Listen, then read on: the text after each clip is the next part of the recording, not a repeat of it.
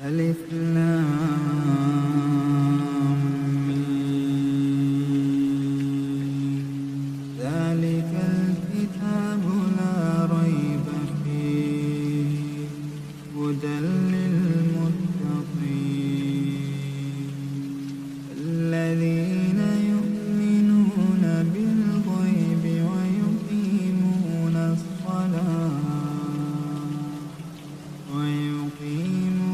الصلاة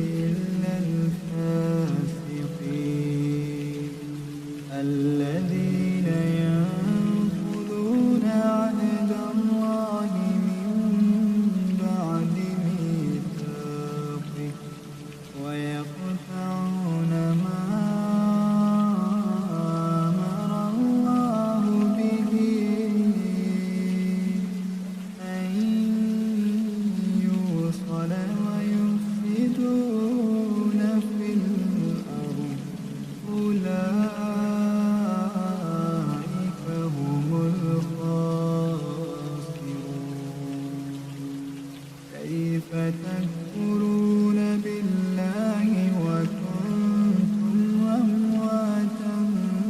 فأحياكم ثم يميتكم ثم يحييكم ثم إليه ترجعون هو الذي خلق لكم ما في الأرض جميعا ثم استوى إلى السماء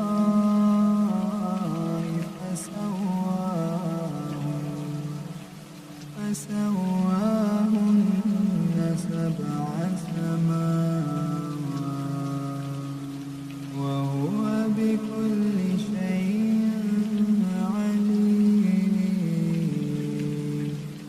وإذ قال ربك للملائكة إني جاعل في الأرض خليفة قالوا وتجعل فيها من يفسد فيها ويسفك الدماء ونحن نسبح بحمدك ونقدس لك قال إني أعلم ما لا تعلمون وعلم آدم الأسماء كلها ثم عرضهم على الملائكة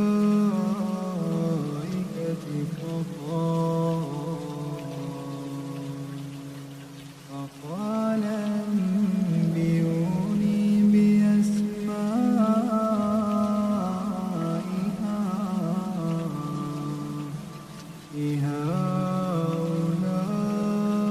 هؤلاء إن كنتم صادقين قالوا سبحانك لا علم لنا إلا ما علمتنا إنك أنت العليم الحكيم قال يا آدم أنبئهم بأسمائهم فلما أنبأهم بأسمائهم قال ألم أقل لكم إني أعلم غيب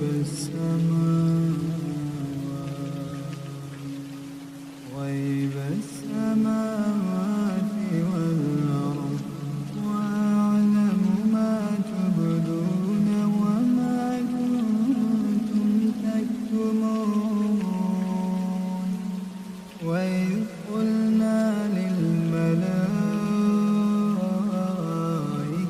اسجدوا لآدم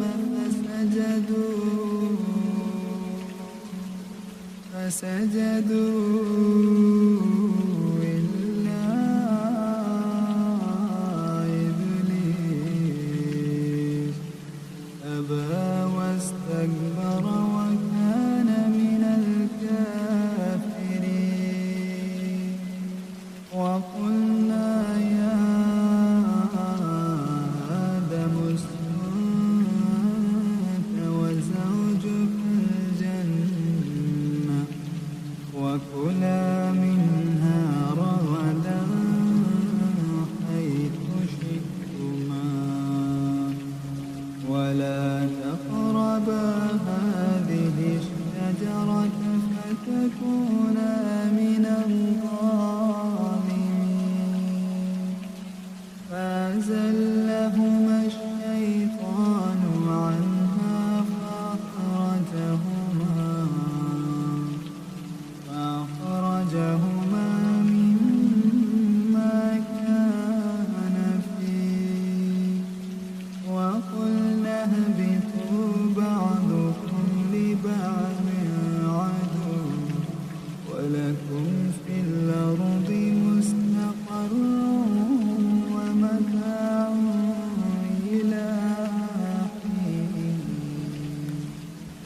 فتلقى آدم من ربه كلمات فتاب عليه إنه هو التواب الرحيم قلنا اهبطوا منها جميعا فإما يأتينكم مني هدى فمن تبع هداي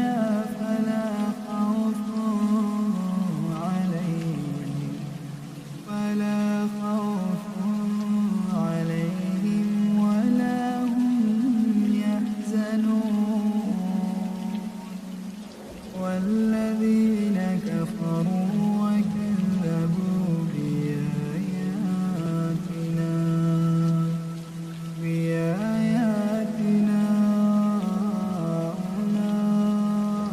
أولئك أصحاب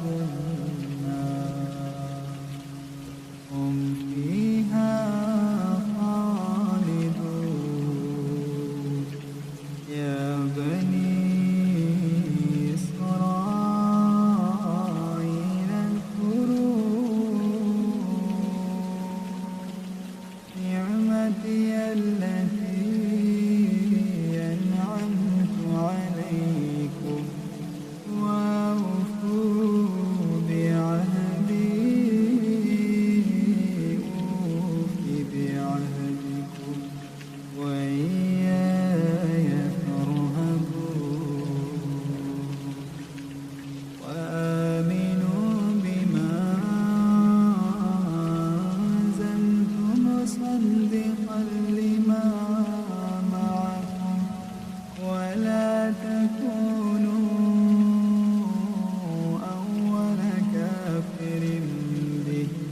ولا تشتروا بآياتي ثمنا قليلا وإياي فاتقون ولا تلبسوا الحق بالباطل وتكتموا الحق وأنتم تعلمون وأقيموا الصلاة وآتوا الزكاة واركعوا مع الراكعين أتأمرون الناس بالبر وتنسون أنفسكم وأنتم تتلون الكتاب أفلا تعقلون واستعينوا بالصبر والصلاة وإنها لكبيرة إلا على الخاشعين الذين يظنون أنهم ملاقو ربهم وأنهم إليه راجعون يا بني إسرائيل اذكروا نعمتي التي أنعمت عليكم وأني فضلتكم على العالمين واتقوا يوما لا تجزي نفس عن نفس عن